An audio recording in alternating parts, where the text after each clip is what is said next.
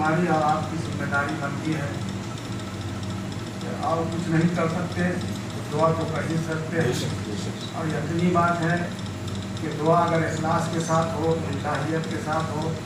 اللہ تبارک و تعالیٰ اس دعا کو سنتا ہے، اور سننے کے بعد اللہ تبارک و تعالیٰ جو ہے وہ نوجوان، وہ بچے اور وہ ہماری ماں بہنیں، یہ فوٹوگرافی یا ویڈیو جو ہوتی ہے اس کو دیکھ کر کے جو رونگٹے کھڑے ہو جاتے ہیں کہ انسانیت بالکل ختم ہو چکی ہے، انسانیت نام کی کوئی چیز ہی نہیں ہے۔ بھائی ایک انسان کو ہمدرد ہونا چاہیے، وہ ہمدردی بالکل ختم ہے۔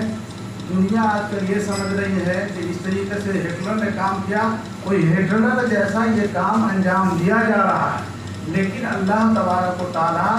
بندے کو چھوٹ دیتا ہے جب تک کہ وہ دے رہا ہے، لیکن اللہ کی رسی جب مضبوط ہوگی اور مضبوطی سے اللہ تبارک و تعالیٰ جب اس کو دبوچے گا تو دنیا کی کوئی بڑے سے بڑے جو ہے لوگوں، چاہے دنیا کا جتنا بڑا بھی آدمی ہو، اللہ کے سامنے جو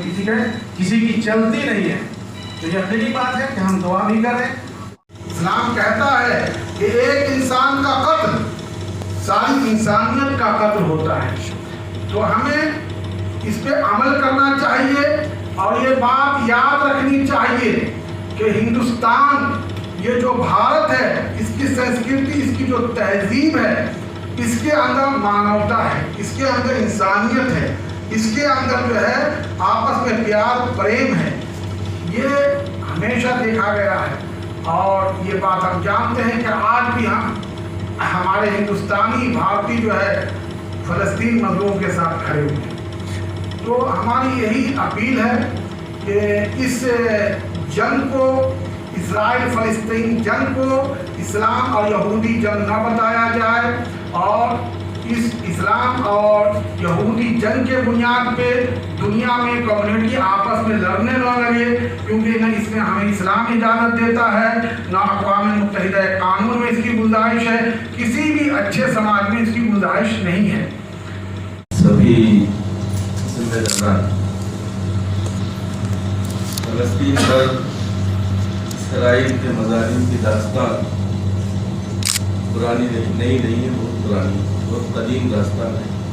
اور آج سے نہیں، برسہ برس سے اسرائیل فلسطینیوں پر ظلم کر رہا ہے، اور افسوس تو اس بات کا ہوتا ہے کہ زبانی حمایت تک نہیں، بہت سارے جو مسلم ممالک جو بڑے کہلاتے ہیں مالی اعتبار سے بھی اور عہدے کے اعتبار سے بھی، ان کی طرف سے بھی کوئی خاطر خواہ ان کی حمایت سامنے نہیں آتی ہے۔ آج جو ہو رہا ہے فلسطین میں، آپ دیکھ رہے ہیں،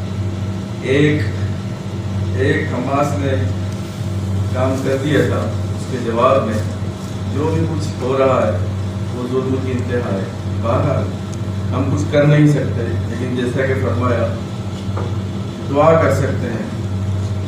اور دعا میں بڑا دم ہوتا ہے، دعا میں بڑی طاقت ہوتی ہے، اور دعا اگر ہماری قبول ہو جائے تو پھر رب کریم کی طرف سے جو مدد آتی ہے وہ بہرحال ایسی ہوتی ہے کہ اس کے وہاں پھر کسی کا کوئی چارہ کار نہیں، ظالم جو ہے اپنے آخری حد کو پہنچ جاتا ہے، اپنے جو ہے انجام کو پہنچ جاتا ہے۔ اس وقت میری طبیعت چونکہ بات کرنے کے لائق زیادہ نہیں ہے، بس مجھے تو صحیح طور سے عنوان کا نہیں اندازہ ہو پا رہا ہے، ویسے گھنٹوں بولتا ہوں، لیکن آج کچھ ایسی پوزیشن ہے، بہرحال میں صرف دعا کو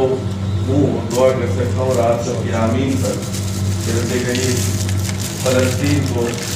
اسرائیل کے مظالم سے نجات دے، اور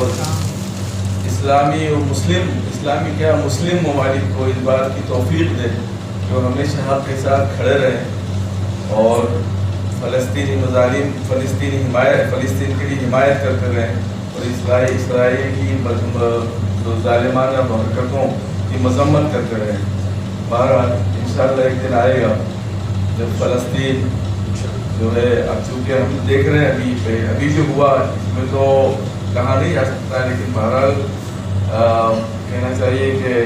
अटैक तो फ़लस्तीन ने किया था पहला, हमास ने जो किया, तो मतलब ये है कि इतनी हिम्मत हो गई है